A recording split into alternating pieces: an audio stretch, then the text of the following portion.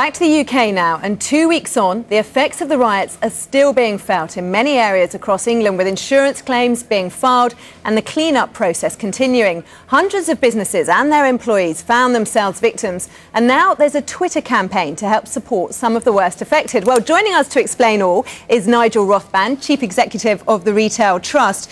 Nigel, I guess there are around 3 million people, I think, working in the UK retail industry. How many have seen their jobs, their livelihoods affected by what happened on our streets? It was about 1 in 10 people work, the largest employer after the government, a huge amount of people working in retail. And our helpline, which is there for everybody employed in the industry, has gone completely mad, and we've had a 4-fold increase in people getting hold of us.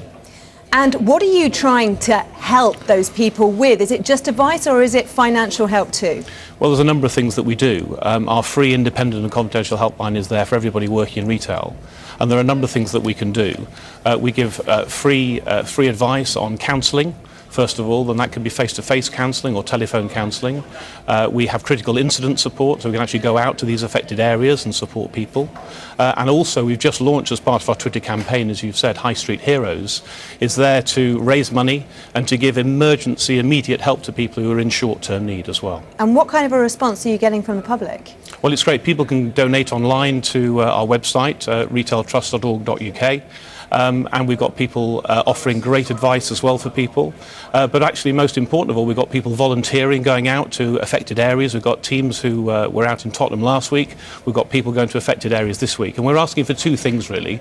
One is for people to donate online to our campaign at our website, but also people to volunteer to go out to those affected areas to support our teams, to distribute information, to explain what Retail Trust is all about, to help people to get them over this terrible situation. And after the ugliness of the riots, there's something quite beautiful, isn't there, in seeing people going out to help, seeing these I Love Croydon shopping bags. How important do you think this is in trying to help communities recover? Well, it's hugely important. I mean, in some areas we saw more people on the streets the next day clearing up with their brooms.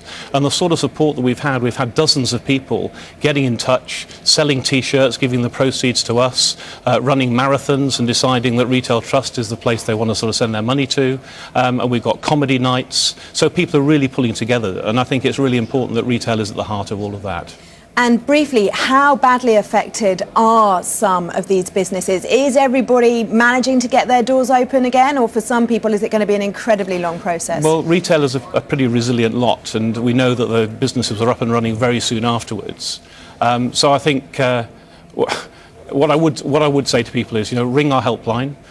We're there for everybody involved in retail. We've got lots of products and services we can offer people, and I would pledge and ask everybody to pledge online to help us sort this out. Nigel Rothband of the Retail Trust, thank you very much for joining us. Thank you.